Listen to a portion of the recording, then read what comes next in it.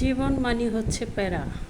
আপনি ঘুম থেকে উঠবেন, ওঠার পরে নাস্তা রেডি করতে হবে, যার যার বাচ্চা কাচ্চাকে নাস্তা দিতে হবে, হাজব্যান্ডকে নাস্তা দিতে হবে। তারপরে কি করবেন, 10টা মিনিট আপনি রেস্ট পাবেন না। রান্নার জন্য কী কী নামাতে হবে সেগুলো আপনি ফ্রিজ থেকে বের কইরা গোছায়া কাটাকাটি কইরা রান্না বাড়া কইরা সব কমপ্লিট করতে হবে। কমপ্লিট করার পর আপনি কী করবেন, গোসল করবেন, নামাজ পড়বেন, খাওয়া দাওয়া করবেন।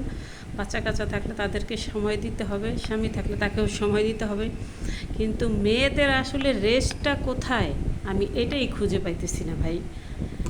তারা শুধু সারাক্ষণ কাজের পর কাজ, আবার বিকেল হইলে একটা নাস্তার দরকার আছে, নাস্তা বানায় দিতে হবে, চা দিতে হবে, তো কফি বানায় দিতে হবে, নয়তো নতুন একটা কিছু রান্না করে দিতে হবে।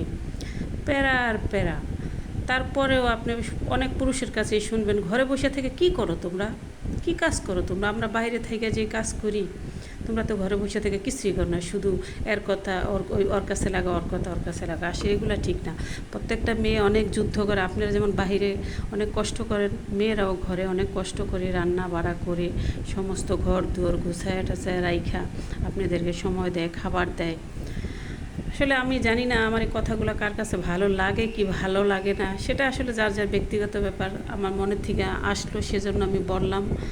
তাই কেউ যদি কোনো ভুল ত্রুটি হয়ে থাকে ক্ষমার দৃষ্টিতে দেখবেন। সবাই ভালো থাকবেন, সুস্থ থাকবেন, সবার স্বামী সংসার নিয়ে ব্যস্ত থাকেন। কারো পিছনে লাগার দরকার নেই ভাই, কারো মনে কষ্ট দেওয়ার দরকার নেই। আজকে আছেন, কালকে মরে যাবেন, 2 দিন পরে আপনার নামে সবাই বলবে যে ওই লোকটা খারাপ ছিল বা ও ভালো ছিল।